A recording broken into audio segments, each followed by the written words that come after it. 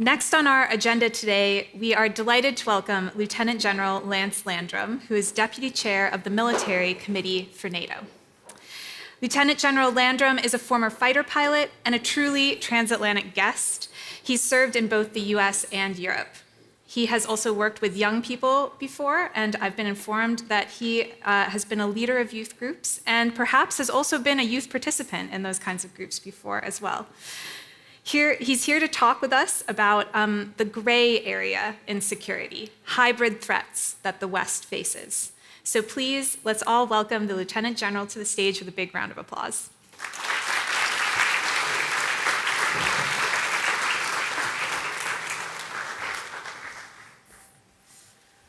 Welcome.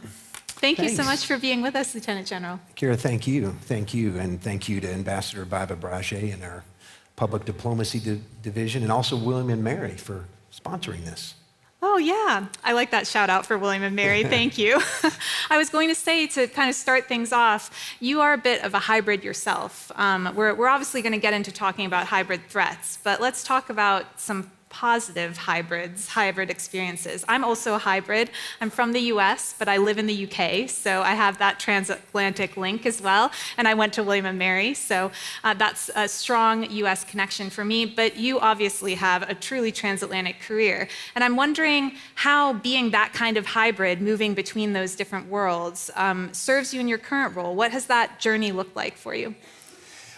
The journey looks like one between a mix between being a military member and also being a citizen.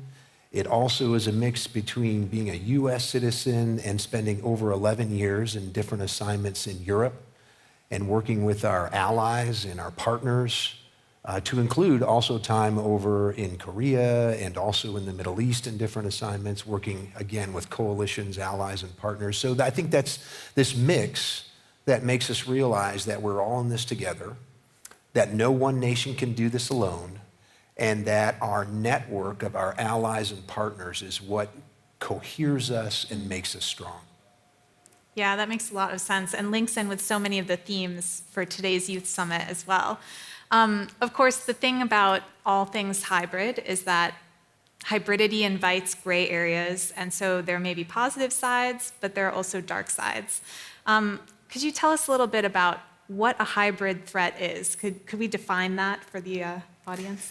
Well, I think it's hard to nail down exactly what a hybrid threat is, but I think we could nail it down into something that is non-traditional, something that has not been around for a long time. I would give it these types of characteristics. What we see in evolution over several years, not just since Russia's illegal and unjustified war in Ukraine, but over the evolution of several years, we're seeing nations, nation-states, and non-state actors work in this information environment, deceiving in the information environment, getting involved in influencing populations, influencing governments. And so I think a lot of this hybrid activity we see is about influence. I think another part of the hybrid activity is a non-attribution aspect of it. In the past, in more traditional forms, the ability to attribute nefarious activities or overt attacks has been a little bit better, but now non-state actors and state actors are finding ways to obfuscate their activities. And so these things, we see this in the Nord Stream pipeline destruction that happened several months ago. We see this in maneuvering within the electromagnetic spectrum, things like jamming and interference in the electromagnetic spectrum. We see this in space activities, very interesting panel in the last panel as far as the space activities. And so cyber is obviously a part of this as well, where this lack of attribution seems to empower state and non-state actors in this hybrid environment. So not only is conflict playing out in all these other domains beyond the battlefield, but it's also increasingly difficult to tell who's doing what. It is. It's increasingly difficult, and it's increasingly difficult to get a picture of it all, because there are so many things that are happening at one time in all of these different environments, the cyberspace, space as an operational domain. I mentioned the electromagnetic spectrum, the information environment. All of these things happen at once from many different actors. And so for example, like the NATO alliance, it's hard sometimes to put all this stuff together, but that's how we have come together and put together some of our plans. So for example, I think previously in your sessions, you've been talking about the new security environment that we have been evolving to over the last several years and has accelerated ever since the Russian war started and with their invasion of Ukraine. And this new security environment is one of increasingly dynamic, it's increasingly dangerous, it's increasingly unpredictable. And within that environment, what we have is the risk of misunderstanding and miscalculation that can lead to unintended escalation. And these activities within the hybrid environment, particularly in the information environment that tries to influence populations, that tries to influence governments, adds to that complexity and adds to that risk. So here in NATO, in this new security environment, NATO took the decision out of Madrid last summer with a new strategic concept to refocus on collective defense. And the refocus on collective defense against two named threats that are in that strategic concept. One is Russia, and the other is terror groups. And this initiative and heads of state and government agreed concept out of Madrid last summer accelerated Allied Command Operations drafting of a family of plans that they had already been working on because we had sort of anticipated and seen this evolution coming. We have accelerated those, and we are about to adopt, for the first time in over 30 years, plans that are based on our two threats, Russia and terror groups, that cohere the alliance in a threat-informed, plans-based nature that allows us to address things like hybrid threats in a more coherent way that leverages the strengths of all of our allies and some of our partners with NATO as well. Brilliant. Hybrid threats are something that have arguably existed throughout history, but we're seeing sort of different forms of them now. Why are hybrid threats accelerating? Why are we talking about them so much right now? There are two reasons why I think they're accelerating. One is one that I've already mentioned. There's this non-attributional aspect to them. People are very brave when they can make an anonymous message on social media or obfuscate their IP address or their location. And so I think it's the non-attributional nature. And then the second thing is the access to the tools to work in this hybrid environment is now prolific and anybody can get into them. The cost of entry is very, very low. If we look in the decades past, the cost of entry of playing in the security environment was in the purview of the states. It took a lot of government power. It took a lot of money and resourcing power. And think about over the recent several decades, this has shifted to where it's ubiquitous. Anyone can get in this hybrid activity practically with super smart computer technology and programming technology in the cyberspace. There's really, really smart people associated with the technology associated with the electromagnetic spectrum. And then there's a lot of influencers in the information environment. So it's available to so many more people, whether they're an individual, a non-state actor, or a state actor. Yeah, it's interesting you mentioned influencers. I don't typically think of influence in this way. You know, I don't think about it as a security threat, but the way that you're talking about it is framing kind of the negative sides of influence and the power that has.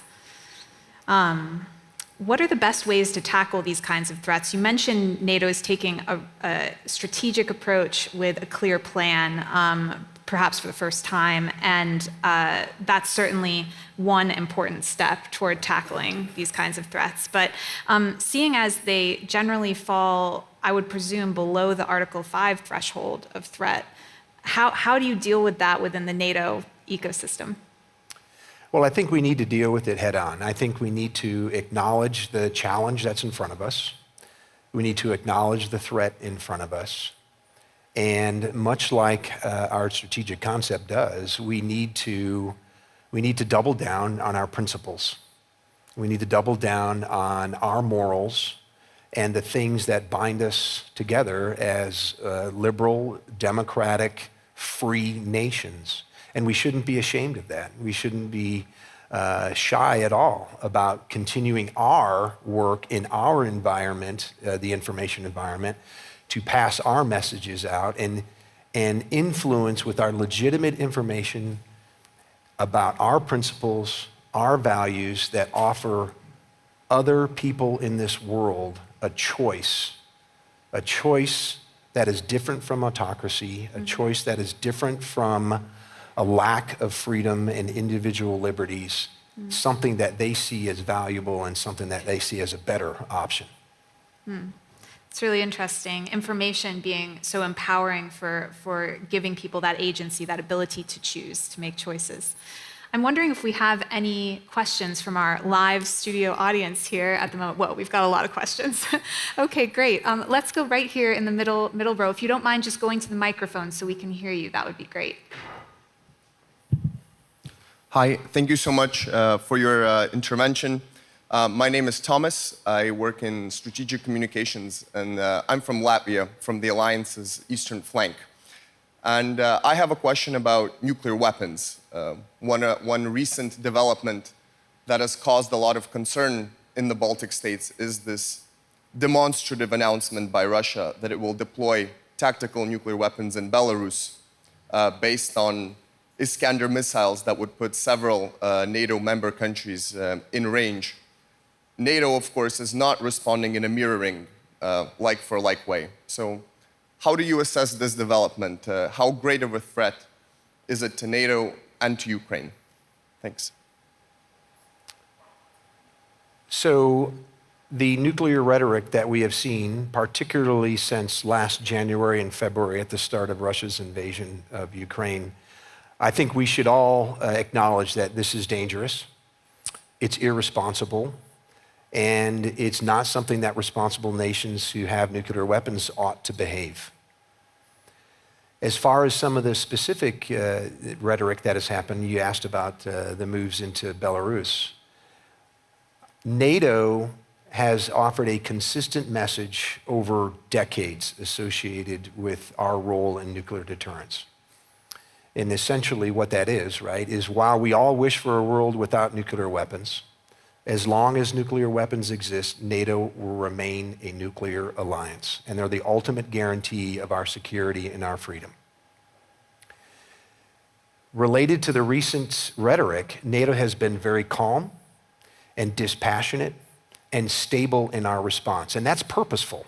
I think that's important for you to know, that we are not overreacting, we are not jumping to conclusion, and we look at our intelligence and our indicators that give us a better picture of what the words that we hear are compared to actions that are taken. And sometimes actions are not matching words. So we take it very seriously. However, we have seen no differences in posture that would require us to change our posture. And so the calm and stable reaction from NATO is very intentional because we are very confident in the security of our deterrent, in the credibility of our deterrent, the readiness of our forces, and that is what we need. And then we will remain a stable player in this environment. And so we watch to see what happens associated with this rhetoric. So I know we have a lot of questions in the room, but actually, Lieutenant General, we have a few questions coming in online as well. So I'd love to give you one from our online audience. And the question we have is, how would you rate the threat of private military companies and their impact on, for instance, the African region and Middle Eastern countries? Yeah, I would rate it as another destabilizing influence that is one of the hybrid tactics of some of our adversarial nations around the globe. And this is just another example of obfuscating a government's role and obfuscating a government's true policy associated with this. And so I think the private military companies are a threat. I think much like the other hybrid threats that we've mentioned here, we need to face them up front. We need to openly acknowledge the challenge of them. And we need to have our own positive influence campaign that calls out this bad behavior, because many of these private military groups do not act in accordance with the principles and the values that we aspire to. The things like the Geneva Conventions, the thing like humanitarian rights, UN Security Council resolutions, et cetera. And so they maneuver in this space that is nebulous and hard to pin down. And so I think that the private military companies are part of this whole hybrid campaign. And it's something that we have to deal with continuously on a regular basis. Interesting. Great question from online. Let's go back to in the room. I think we might have time for maybe one more question. So let's go right in the middle here. If you don't mind just going to the microphone. Thank you very much. Ionela Ciolan from Romania. I'm a Rethink Central Eastern Europe Fellow at GMF, and I'm part of the Atlantic Forum community. My question is about the resilience, and how can we strengthen the resilience of our allies and partners, since we are seeing that most of these hybrid attacks are trying to weaken our democratic foundation of our societies. And I'm also wondering about the partnership between NATO and the European Union, because I know that also the European Union has these skills and capabilities to deal with resilience and building resilience. Thank you very much.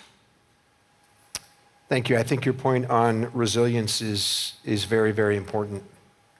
We've recently instituted, approximately in the last 6 or 7 months, a resilience committee here in NATO that is taking up some of the points that you raise in your question, so thank you for that.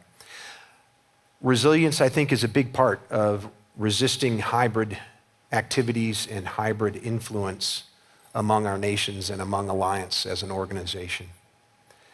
And I think it's very important that when I talked about acknowledging the challenge and acknowledging the threat up front, it's not just the NATO organization doing that.